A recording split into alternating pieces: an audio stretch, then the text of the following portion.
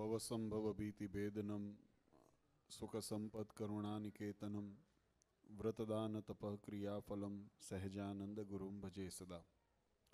वर्णिवेश रमणीय दर्शनम मंदहास्य रुचिराननाम्बुजम पूजितं सुरनरोत्तमे मुदा धर्मनंदन महं विचिन्तये। त्वं सुकान्तभृतं कान्तं त्वं कान्तं सर्वदोगतं त्वं गते द्वेगदेवत्वं त्वं वन्दे भक्तिकासुतम्।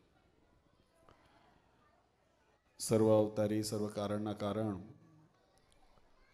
આપણા સૌના મોક્ષદાતા ઈષ્ટદેવ ભગવાન શ્રી સ્વામિનારાયણ, સ્વામિનારાયણ સંપ્રદાય દક્ષિણ વિભાગ અધિષ્ઠાતા દેવ વડતાલવાસી શ્રી લક્ષ્મીનારાયણ દેવ હરિકૃષ્ણ મહારાજ, અમદાવાદ બિરાજમાન શ્રી નરનારાયણ દેવની સ્મૃતિએ સહિત આજે શ્રી સ્વામિનારાયણ મંદિર ન્યૂ જર્સી વડતાલ ધામને આંગણે આપણા મનોરથને પૂર્ણ કરતા અને આપણા હૃદયની અંદર જેમનું અખંડ સ્વરૂપ બિરાજે છે એવા સંકલ્પ સિદ્ધ ઘનશ્યામ મહારાજ આદિ દેવોના દિવ્ય સાનિધ્યમાં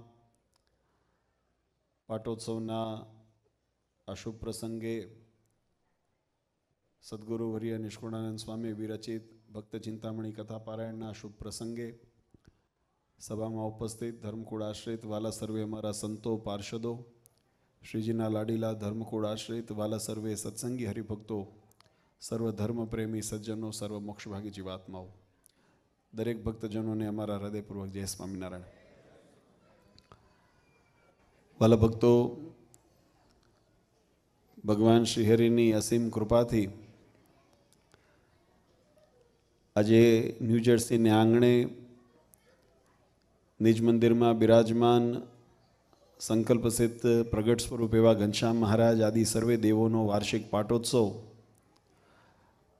આપણે ભારતીય સંસ્કૃતિ અને સંપ્રદાયની રીત પ્રમાણે ભગવત કથા વાર્તા, ભગવત પૂજન, યજન, અન્નકોટ વગેરેનું સુંદર આયોજન કરીને ઉજવી રહ્યા છીએ. આમ તો આપણા શાસ્ત્રોની અંદર ભગવાનની ઉપાસનાને પ્રગટની ઉપાસના કહેવામાં આવી છે, પણ આ પ્રગટની રીત કેમ હોય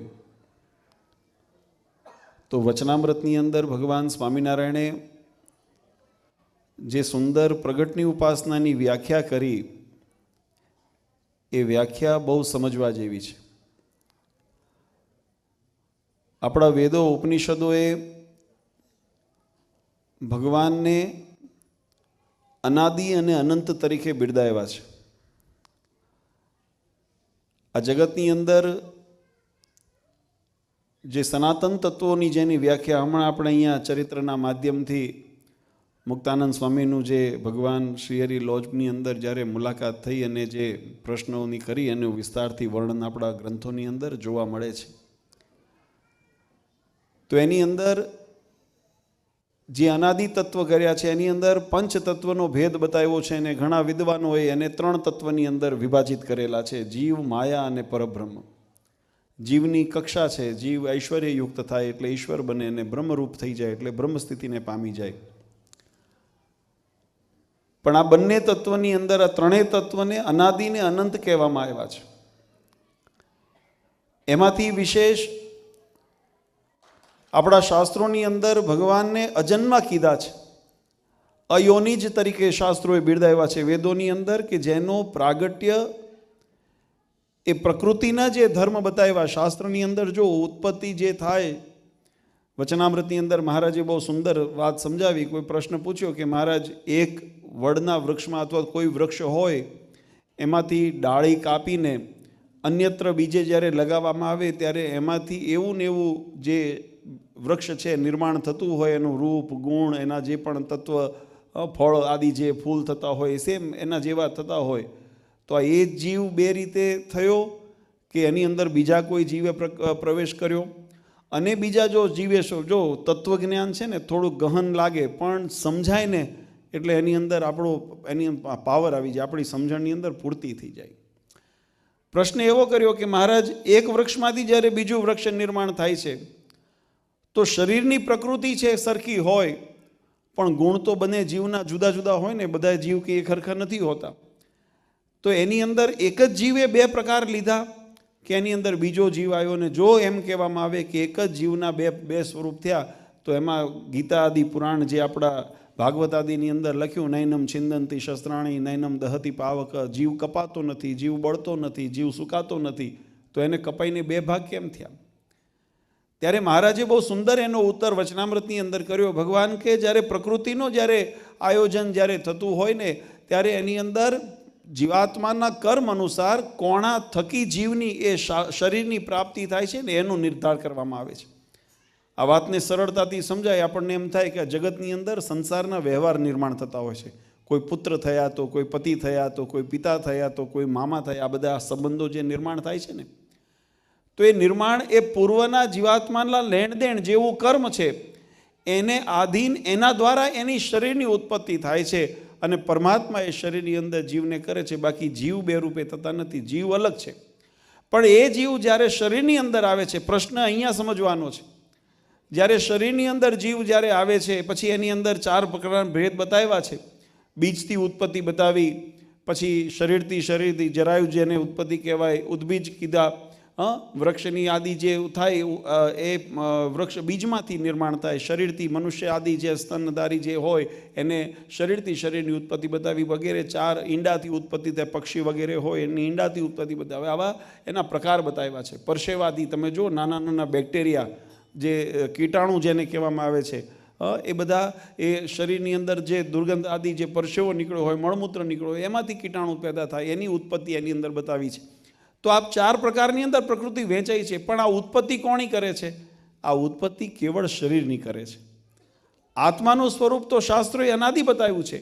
પણ એ આત્મા, હવે આનો સમન્વય જો વચનામૃતનો આપણે સમજીએ તો મહારાજ કે એ જીવાત્મા જે પોતાના પૂર્વે કરેલા કર્મ છે, એ કર્મને આધીન થઈને આ જગતની અંદર જ્યારે જેના માધ્યમથી જે શરીરની પ્રાપ્તિ થવાની હોય એ થઈ હોય, ને પછી એ શરીરના સંસારના જે લેણદેણ છે એને પૂરા કરતા હોય છે. પણ એની અંદર જ્યારે જીવાત્માને કોઈ પૂર્વના પુણ્ય ઉદય થયા, કોઈ એના પૂર્વના એવા સંસ્કાર ઉદય થયા, કોઈ અનાયાસે જાણે અજાણે કોઈ એવા કર્મ ઉદય થયા, તો એની અંદર જ્યારે પરમાત્માની કૃપા દ્રષ્ટિ એના ઉપર પડીને ત્યારે જીવાત્માને એને સત્સંગનો યોગ થયો, એને ભગવાનની ઓળખાણ થઈ, એને ભગવાનની સાથે હેત કરવાનો અવસર મળ્યો.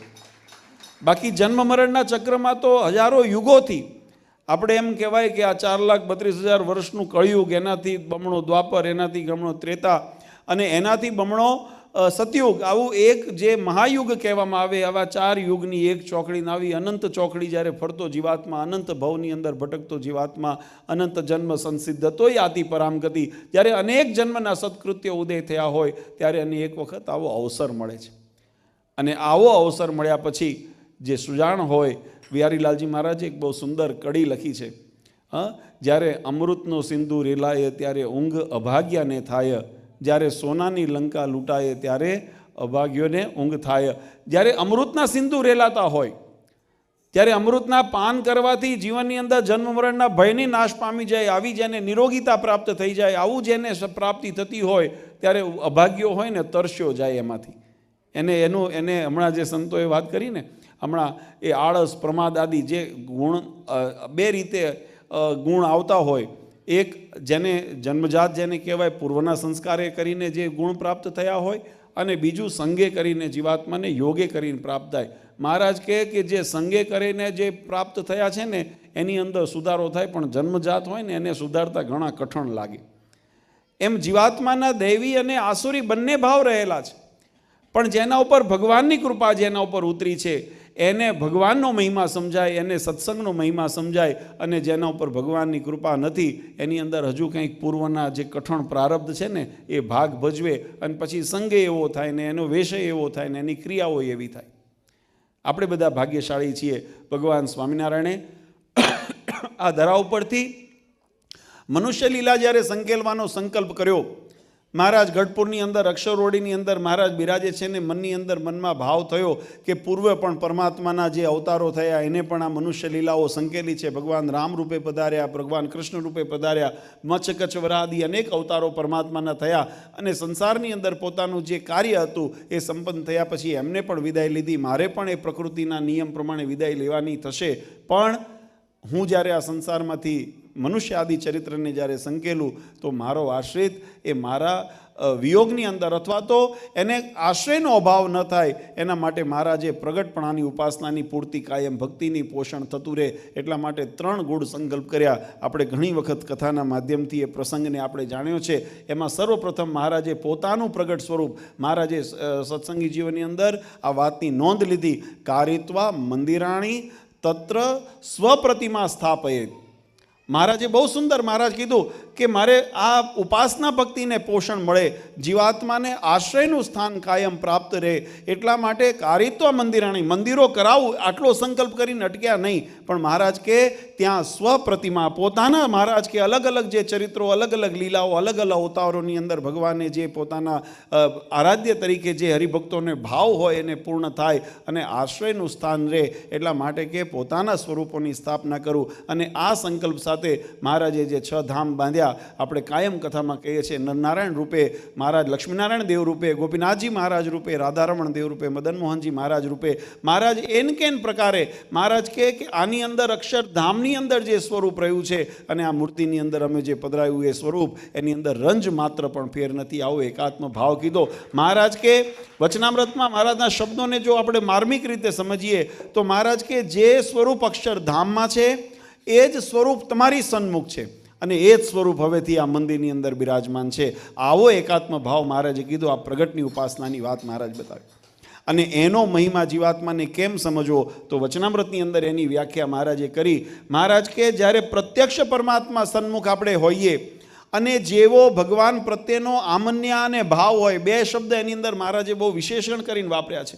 ભગવાનની મર્યાદા, જે ભગવાનની આગળ આપણે વિવેક જે રાખતા હોઈએ, ભગવાનની આમન્ય જે રાખતા હોઈએ, ભગવાનની મર્યાદા રાખતા હોઈએ. કારણ કે ખબર છે કે મહારાજનો સ્વભાવ કેવો હતો. ભર સભામાં બેઠા હોય ને તો મહારાજ કોઈને વાંકમાં આવે ને, આપણે બ્રહ્માનંદ સ્વામીનો પેલો બેરખાનો પ્રસંગ યાદ છે ને, મહારાજે છોટો માર્યો હતો. બ્રહ્માનંદ સ્વામી જેવાની સ્થિતિ હોય, મહારાજે વચનામૃતની અંદર અનેક જગ્યાએ એવા શબ્દો લખ્યા. મહારાજ કે અમારે જો આવી સ્થિતિ ન હોય, સમજણની સ્થિતિ એવી ન હોય તો આ મુક્તાનંદ સ્વામી જેવા, હમણાં જેની આપણે મહિમાની વાત સાંભળીને મુક્તાનંદ સ્વામી સત્સંગની માનું બિરુદ આપેલું, છતાંય મહારાજે ભર સભામાં કહી દીધું કે આ મુક્તાનંદ સ્વામી જેવાનો ઠાહ ન રહે. જો માનનું અંગ હોય ને તો જીવાત્મા ત્યારથી કીડી સખીનો પ્રસંગ છે આપણા સંપ્રદાયની અંદર, માન ગવાણું તો સંપ્રદાયમાંથી વિમુખ થઈ ગયા. તો ભગવાનને રાજી કરવાનો જેને ખપ હોય એટલે પ્રત્યક્ષની જે પ્રગટની ઉપાસનાની વ્યાખ્યા કરીને પ્રગટનો ભાવ કેવળ બોલવાથી નથી થતો. અમે તો પ્રગટને માનીએ, સામે હોય અને માનીએ, અમારે તો હાજરાજૂર છે એવો ન, એ ભાવ ખાલી કહેવાથી નથી થતો.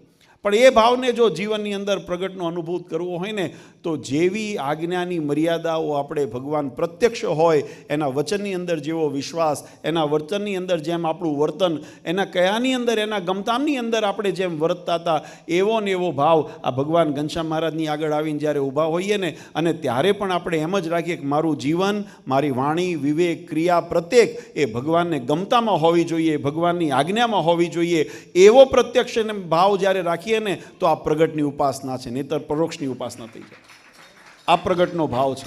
અને એટલા માટે મહારાજે વિશ્વાસ રહે જીવાત્માને કે આ મૂર્તિ પધરાવેલી છે એની અંદર ધાતુ કે પાષાણનો ભાવ નથી, આની અંદર પ્રગટ અમારો વાસ છે. ને એવા અનેક જીવાત્માને સંકલ્પો પૂર્ણ કર્યા. આપણે આ ભક્ત ચિંતામણી અંદર પરચા પ્રકરણ સાંભળ્યું છે ને, ઘણાએ જો બહુ સુંદર, જોકે અમારે કોઠારી સ્વામી બહુ સરસ રીતે અહીં આગળ એનું વર્ણન કરે છે કે આ મહિમાનો પાછો આમાં કેવું થાય, વળાંક વળી જાય છે. ઘણી વખત પ્રવાહ છે ને, તમે નાનપણમાં આપણે પાણી પડ્યું હોય ને પછી એની અંદર લીટા પાડતા આપણે, એ ખબર છે, રમ્યા છો કોઈક નહીં? આમ રમ્યા હોય હાવ છોકરો જોઈ, હા બધા ઘણા બધાને ખબર છે, ખબર ને, આમ લીટો કરો ને એ બાજુ પાણીનું વેણ જાય, પછી એ બાજુ જાય, એમ કે રમત કરતા આપણે. એમ આમાં આ પાણી તો એ જ છે, લીટા પાડનારને સમજવાનું છે કે આમાં લીટો ક્યાં દોરવો છે. મેં ગઈકાલે પિટ્સબર્ગમાં એક દ્રષ્ટાંત આપ્યું હતું. આપણે ત્યાં સંસારની અંદર તમે બધા અનુભવતા હશો કે દરેક પ્રોડ્યુસર જે હોય, પ્રોડક્ટ બનાવતા હોય, એના પ્રોડક્ટને લેબલ મારે ધ વર્લ્ડ બેસ્ટ. શું મારે? હા, વર્લ્ડ બેસ્ટ, આ સારામાં સારું પ્રોડક્ટ છે, બધાય મારે અને મારે તો જ વેચાય અને વેચનારને મળી પણ રહે. કારણ કે આપણી ત્યાં આપણે જોઈએ છે આર્થિક સમજણ વગેરે સ્થિતિઓની અંદર ઘણો દુનિયાની અંદર તફાવત છે. એટલે આપણે ગુજરાતીમાં અમારે જાડી ભાષામાં કહીએ ભૂતને પીપળા મળી રહે. એટલે જે એવા કદાચ હોય ને તો એને મળી રહે. પણ પરીક્ષણ જ્યારે થાય, પ્રશ્ન અહીંયા છે, જ્યારે ક્વોલિટી ટેસ્ટ જેનો થાય અને એ ક્વોલિટી ટેસ્ટ ઓથોરાઇઝ જે તમારા જે એના અધિકારી હોય એ ઓથોરાઇઝ પર્સન દ્વારા એની એક પ્રિસ્ક્રાઇબ મેથડ હોય, એની પ્રિસ્ક્રાઇબ પદ્ધતિ હોય અને એ પરીક્ષણની અંદર એના જે એના નોર્મ્સ હોય એનું ફોલો કરતાં, એના રૂલ્સને ફોલો કરતાં જ્યારે પરીક્ષણમાંથી પાસ કરીએ અને એમાં પછી કેટલાક નીકળી જાય કે ભાઈ આ ક્વોલિટીમાં મેચ થતા નથી. અમારે ઘણા બધા બહાર વિદેશથી કન્ટેનરો આવતા હોય તો અહીંયા આગળ તમારે ક્વોલિટી ટેસ્ટ પ્રમાણે જો સર્ટિફાઈડ ન થાય તો કન્ટેનર અહીંયા પોર્ટ ઉપર આવેલું પણ પાછું રિજેક્ટ કરીને જાય છે કે નથી જતું? કોઈ કંપનીએ માલ તમને સપ્લાય કર્યો હોય પણ તમારે ભલે પૈસાના બધું પેમેન્ટ બધું થઈ ગયું છે પણ છતાંય જ્યારે એને ક્વોલિટી ટેસ્ટ કરવામાં આવે ને આવે કે ભાઈ આ ક્વોલિટી પ્રમાણે નથી તો અહીંયાથી તમારો માલ રિજેક્ટ થઈને પાછો જાય, છેક પહોંચેલો. એમ અક્ષરધામમાં જઈને પાછું ન આવવું પડે ને એના માટે ભગવાન સ્વામિનારાયણે ક્વોલિટી ટેસ્ટ મૂક્યો છે. લેબલ તો બધાય મારશે જગતની અંદર, તમને બધાય, કોઈ એમ નથી કહેવાનું કે મારો માલ ખરાબ છે. એટલે હવ એમ કે કલ્યાણ અહીંયા જ છે, ભગવાન અહીંયા જ છે, ભગવાનની ભક્તિ કરો તો જીવાત્માનું રૂડું થાય. જોકે સિદ્ધાંતોની અંદર છે ને ભાવમાં કોઈ વાંધો નથી પણ એ પદ્ધતિની અંદર વાંધો છે. કારણ કે ક્વોલિટી ટેસ્ટ અહીંયાથી થાય છે. અક્ષરધામનો દરવાજો ક્યારે જીવાત્મા માટે ખુલે, જન્મ મરણના ફંદ ક્યારે જીવાત્મા માટે ભાંગે, ત્યારે શિક્ષાપત્રીની અંદર મહારાજે કીધું અમારી કરેલી આજ્ઞાનું જે પાલન કરશે ને એને અમે આલોક અને પરલોકમાં સુખ્યા કરશું, અને જે એનું ઉલ્લંઘન કરશે આલોક અને પરલોકમાં. આ ક્વોલિટી ટેસ્ટ થઈ રહ્યો છે આ સત્સંગની અંદર. આ સમજણ, આ પ્રગટની ઉપાસના આપણે કહીએ ભગવાન તો હાજરા હજુર છે. ઘણા એમ કહેતા હોય અને મહારાજે વચનામૃતમાં લખ્યું કે ભગવાનનો મહિમાનો અતિરેક બતાવીને ઘણી વખત ઘણા અજ્ઞાનીઓ હોય અથવા તો એને જાડી બુદ્ધિવાળા કીધા, દોઢ ડાયા કીધા, આવા અનેક શબ્દો મહારાજે વચનામૃતમાં વાપર્યા છે. મહારાજ કે એવા જે અક્તર ડાયા હોય ને એ ભગવાનના મહિમા બતાવીને જ ભગવાનના વિધિ નિષેધને ખંડન કરે. તમને મહિમા શું બતાવે કે ભગવાનનું ભજન કરો, કંઈ બીજું કરવાની જરૂર નથી, એમ કરીને શિક્ષાપત્રીનું લોપ કરાવે, એમ કરીને ભગવાનની આજ્ઞાનો લોપ કરાવે. મહારાજ કે અમે એ માર્ગ એ કલ્યાણનો માર્ગ નથી. કલ્યાણનો માર્ગ જો હોય, કલ્યાણનો જેને ખપ હોય એના માટે તો સારદાર ભગવાનની મર્યાદાને આજ્ઞાનું અનુસંધાન રાખીને ભગવાનની ભક્તિ કરવી. ભક્તિનો મહિમા ઓછો નથી પણ એવી જે ઉપાસના ભક્તિની રીત, આપણે જો કે વધારે સમય નથી લેવો, મહિમાની વાતો આપણે ઘણી ભગવાનના પરચારી, એટલે એની અંદર જે લીટા તાણ્યા ને મને આનંદ એ વાતનો, નિષ્કુળાનંદ સ્વામીએ પણ લીટા તાણ્યા ને તો એને શું લખ્યું, વ્યાપકાનંદ સ્વામી અથવા તો મુક્તાનંદ સ્વામીને ભગવાને દીધેલા પરચા દેનારા કોણ હતા? ભગવાન હતા. ભગવાન ઉપર, અને આ પરચાનું છે ને એક બહુ રહસ્ય સમજવા જેવું છે. એ સંતને કેટલો વિશ્વાસ હશે કે મારો ઈષ્ટદેવ મારી વાતની લાજ રાખશે, ત્યારે નહીં તો કોઈના મરદાની આગળ જઈને એવું કે જા તારો છોકરો જીવતો થઈ જાય. એ કેટલો ભરોસો હતો ભગવાન ઉપર, અને એ ભરોસો હતો ને તો જેને જેનો આશરો તેને તેની લાજ અને સમર્પણ એવું હતું, ત્યારે ભગવાને એમના વચનને સિદ્ધ કર્યા. આવો સમર્પણ ભાવ, આવું જ્યારે આપણા જીવનની અંદર સમજણ અને આપણે નિષ્ઠા જ્યારે દ્રઢ થાય ને એટલે પછી જીવાત્માના પણ પછી સાથે સાથે માન ન રહે. જે હમણાં કોઠારી સ્વામી કીધું ને કે આ બધું થયા પછી ડાયરીઓ કોઈએ લખી નહીં, ફોન નંબર કોઈના લખ્યા નહીં, કે ભાઈ અમારે વાર તહેવાર આવે તો આમંત્રણ દેવા યજમાન કરવાની જરૂર પડે.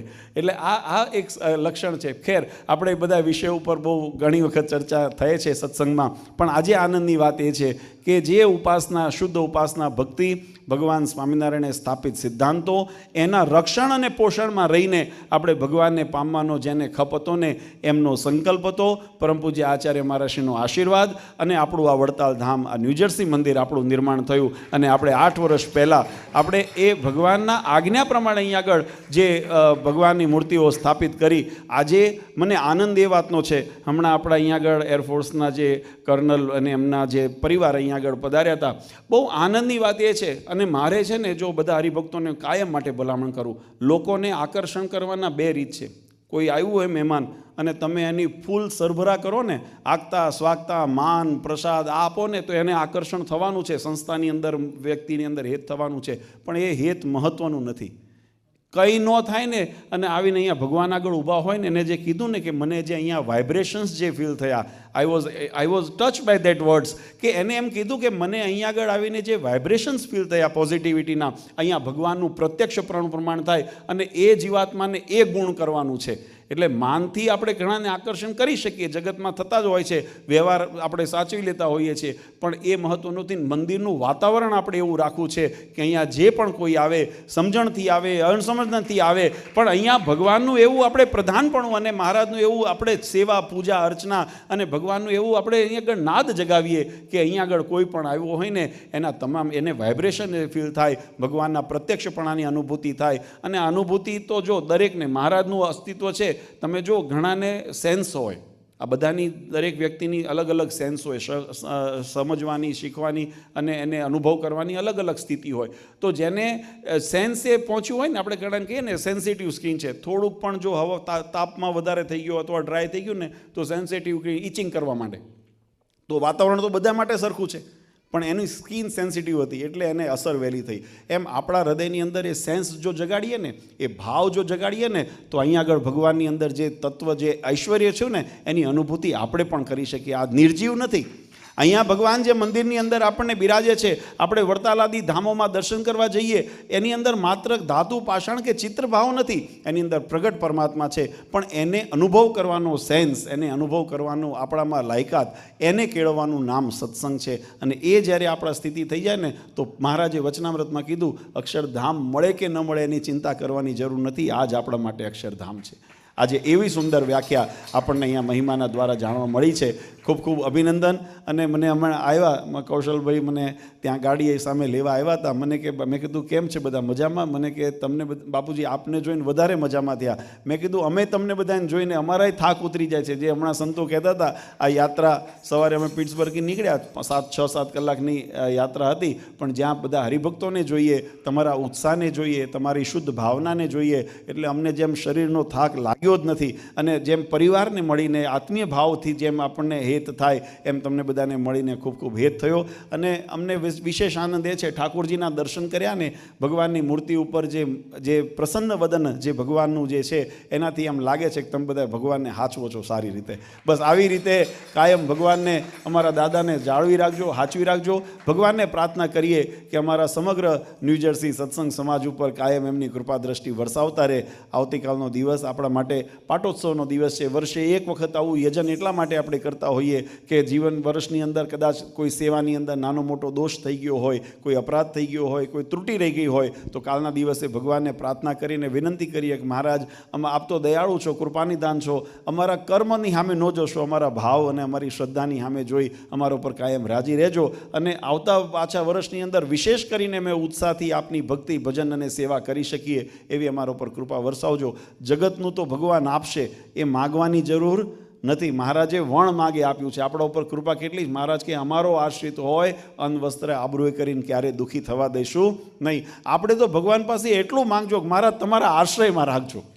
જો આશ્રયમાં રાખશો તો અન્ન વસ્ત્રને આબરૂએ માગવાની જરૂર નહીં પડે. એ ભગવાને આપોઆપ એમની કૃપા કરેલી છે. આપણે તો ભગવાન પાસે એટલું માગવું કે મહારાજ તમારા શરણમાં રાખજો. ક્યારે પણ કળિયુગી વાતાવરણ, કોઈ વિમુખોના શબ્દ, કોઈ નાસ્તિકોના શબ્દ, કે કોઈ અંતરશત્રુ અથવા કોઈ સ્વાર્થ, લોભ આદિ, માન આદિ કોઈ પણ એવું કાર્ય નિર્માણ ન થાય કે જેથી કરીને તમારી આજ્ઞા, તમારા શરણથી અમે દૂર થઈએ. બસ એ જ ભગવાન પાસે આપણે કાયમ માંગીએ. તો મને વિશ્વાસ છે કે ભગવાન આપણી યોગક્ષેમ મહાભિમમ, જેમ ગીતાજીની અંદર અર્જુનજીને ભગવાને કીધું ને કે યોગ અને ક્ષેમનું વહન અમે કરશું, એમ ભગવાન પણ આ શિક્ષાપત્રીમાં કીધું છે, આલોક અને પરલોકનું સુખ આપણને આપે.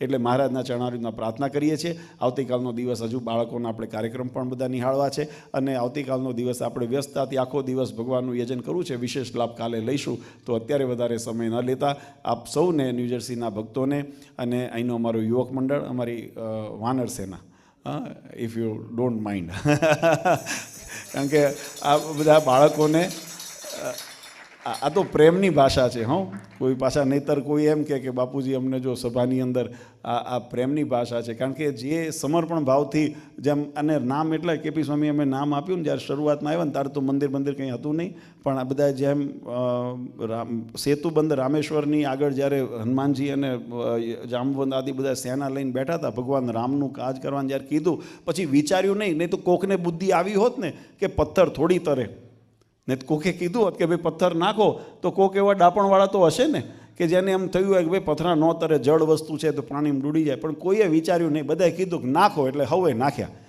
એમ અહીંયા અમારે જ્યારે આયોજન થયું સત્સંગ કરવો છે, મંદિર કરવું છે, અમારા બધા યુવાનોને જેની પાસે જે આવડત હતી, જે શક્તિ હતી, જે શ્રદ્ધા હતી, હવ સેવામાં લાગી ગયા. એટલે અમે કીધું કે અમારી અને બધાએ અને જોતાની અંદર મહેનતે હારી કરી. આજે આપણે 8 વર્ષ થઈ ગયા. વિચાર કરો, આ મંદિરની અંદર આપણે ભગવાનનું સાનિધ્ય આપણને મળ્યું, સત્સંગનું પોષણ મળે છે, આનાથી મોટી. એટલે યુવાનોને બધાને અને જે યજમાનો થયા છે બધાને ભગવાન ખૂબ સુખ્યા કરે એવી હરિકૃષ્ણ મહારાજ આપણા મંદિરમાં બિરાજમાન પ્રગટ સ્વરૂપ ઘનશ્યામ મહારાજના ચરણારવિંદમાં પ્રાર્થના કરી. પરમ પૂજ્ય સનાતન ધર્મ ધુરંધર આચાર્ય શ્રી અજેન્દ્ર પ્રસાદજી મહારાજ, અશોક ગાદીવાળા માતોશ્રીને સમસ્ત ધર્મકુળ પરિવાર વતી આપ સૌને અંતરના આશીર્વાદ આપી મારી વાણીને વિરામ આપો. બોલો સ્વામિનારાયણ ભગવાનની. ખૂબ સુંદર જોરદાર તાળીઓનાથી આપણે લાલજી મહારાજનું અભિવાદન કરીએ.